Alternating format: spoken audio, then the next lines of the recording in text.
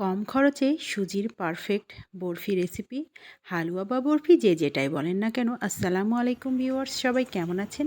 আশা করি মহান রব্বুল আলামিন সবাইকে সুস্থ রেখেছেন, ভালো রেখেছেন। যে যেখান থেকে আজকের রেসিপিটা দেখছেন সবাইকে আমন্ত্রণ। আমি সোনিয়া কুষ্টিয়া থেকে বলছি। আজকে একদমই অল্প খরচে হালুয়া রেসিপিটা নিয়ে চলে এলাম। শর্টকাট, ঈদে কিন্তু তৈরি করাই যায় এটা। এখানে আমি 3 রকমের বাদাম কুচি নিয়েছি আর একটু খেজুর কুচি নিয়ে একটু ঘিয়ের মধ্যে ভেজে নিলাম। তারপর আরেকটু ঘি নিয়ে তাতে 1 কাপ পরিমাণ সুজি নিয়ে সুন্দর করে ভেজে নেব 3-4 মিনিট ধরে। চুলার হিটটা একদম মিডিয়াম টু লো হিটে রেখে বেশ কিছুক্ষণ একটু কড়াটাকে ভেজে নিচ্ছি। সুজিটা দেখেন সুন্দর কালার চেঞ্জ হয়ে এসেছে, একদম ভাজা ভাজা হয়ে গেলে তারপর এটা আমি চুলা থেকে নামিয়ে নিব। একটু সময় ধরে সুজিটা ভেজে নিলে কিন্তু বরফিটা খেতে দারুণ লাগে। আর অবশ্যই চেষ্টা করবেন অল্প একটু ঘি দিয়ে ভেজে নিতে। আর যদি ঘি হাতের কাছে না থাকে সেক্ষেত্রে একটু সয়াবিন তেল দিয়েও ভেজে নেওয়া যাবে।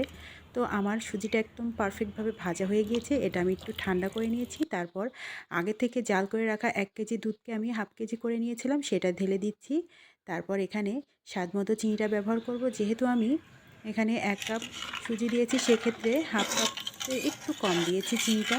তো আপনারা অবশ্যই কম বেশি চিনিটা দিতে পারবেন, বাড়িয়ে কমিয়ে কোনো সমস্যা নেই। তারপর আমি এই ঠান্ডা সুজি, দুধ, চিনি একসাথে নেড়ে একটু মিশিয়ে নিয়ে তারপর চুলাতে দেব। এখানে স্বাদমতো একটু লবণ দিয়ে দিয়েছি। তারপর এটা চুলাতে দিয়ে বসিয়ে দিয়েছি। আর চুলাতে দেওয়ার পর কিন্তু খুব ঘন ঘন নাড়াচাড়া করে দিতে হবে, তা না হলে নিচে থেকে লেগে যেতে পারে আর পড়ে যেতে পারে।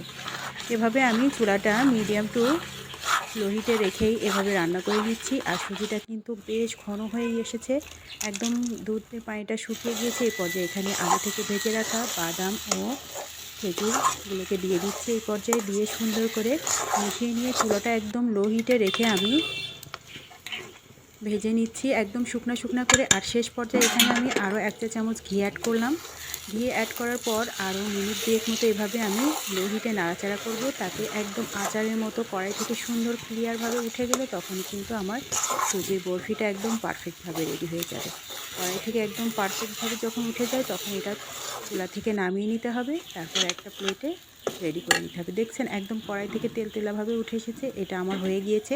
এখন এটা আমি চুলা থেকে নামিয়ে নিয়েছি। তারপর যে প্লেটে বরফিটা সেট করব সে প্লেটে প্রথমে একটু ঘি মাখিয়ে নিচ্ছি। তারপর এখানে আমি সুজিটা ঢেলে নিয়ে হাত দিয়ে একটু চেপে চেপে সুন্দর করে একটা শেপ দিয়ে রেখে দিব। তারপর এটা ঠান্ডা হয়ে গেলে চাকু দিয়ে কেটে নিতে হবে।